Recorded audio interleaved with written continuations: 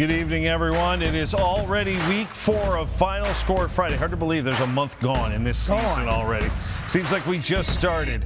Sean and Lane here with you, and a baker's dozen worth of games. Our game of the week, the Dinwiddie Generals, welcoming an opponent they had not met in 40 years tonight. But one they knew plenty about in the MAURY Commodores, not the one Lionel Richie was a part of. But MAURY knocked off top-ranked HIGHLAND Springs last week in a rematch of last year's Class 5 state title game. This week, they had a chance to erase some history with Dinwiddie, namely scoring against the Generals.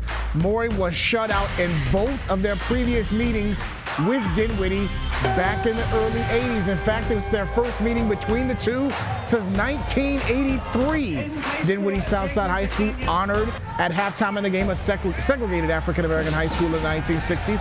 Opening play of the game, Zaylin Wiggins on the wide receiver pass, hitting a wide open McKeel Johnson. He goes in for the touchdown.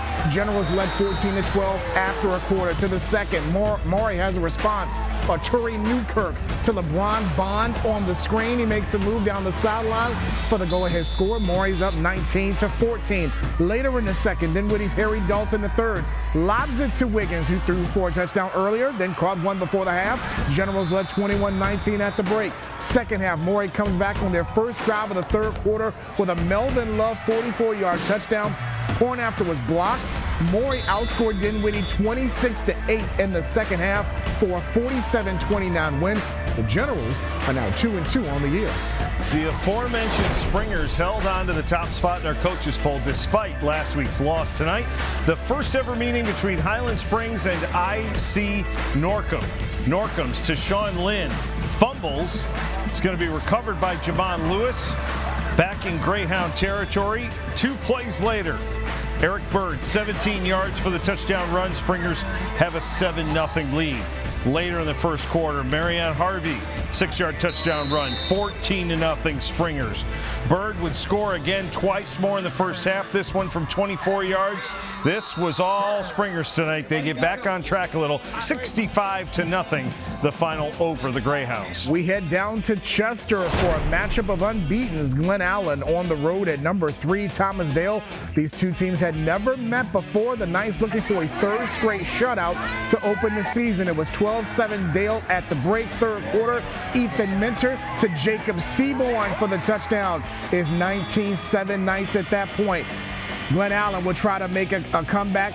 Nana Siku Uste picked off by Shamari Earls. And then that would lead to a Braden Powell 23-yard run. Coming up inside the 10, Ethan Minter will cap the drive off with a 9-yard touchdown.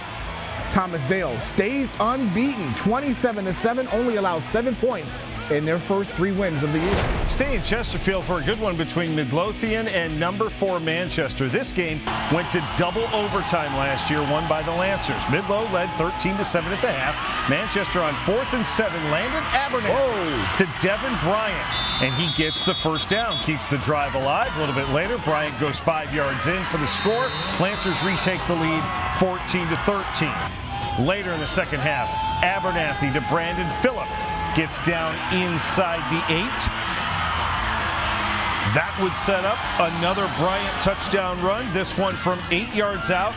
Lancers come from behind, get the win tonight on the road, 28-19 over the Trojans. Trojans' first loss of the year. This is from last night. Number 7, Douglas Freeman hosting Collegiate. First ever meeting. We say that a lot. You notice that? First ever meeting between all these teams. So we pick it up in the first quarter after the Mavericks picked off Jack Callahan on the first play of the game. Jaden Reese to Kevin China, who makes a move and scores the game's first touchdown. Mavericks up 7-0 to the second. Reese's pass tipped and picked off by Warner Lewis. That will lead to a Collegiate field goal, but Douglas Freeman still was up 7-3. Later in the second, Ryan Bland punches it in for the score. Point after, no good. Freeman led 13-6 at the break. Third quarter, first play of the half. Right before the fans got back to the bleachers for after getting to the concessions, he goes 72 yards for the touchdown. He and China accounted for all 4 Mavericks touchdowns in a 28-6 win. They're still unbeaten this year at 4-0. down to the 757 where number 9 Hopewell went on the road to face Churchland. Stop us if you've heard this one. Another first all-time meeting. Just the second team from the 804 that the Truckers have played since 1956 in the regular season. Keyshawn Henderson gets things started with a touchdown run. That does look familiar. It's like his older brother. 7-0. Blue Devils with the lead. Following an interception, Mishahari Tatum to Cornelius Cook. 14-0 Blue Devils. Lather, rinse, repeat. They would go on tonight for the 42-0 win. Blue Devils are undefeated. 3-0. Good start to the season, by the way. Congrats to Hopewell coach Ricky Irby, his 100th win as head coach of the Blue Devils. When we come back, more scores and highlights from Week 4. Stay with us.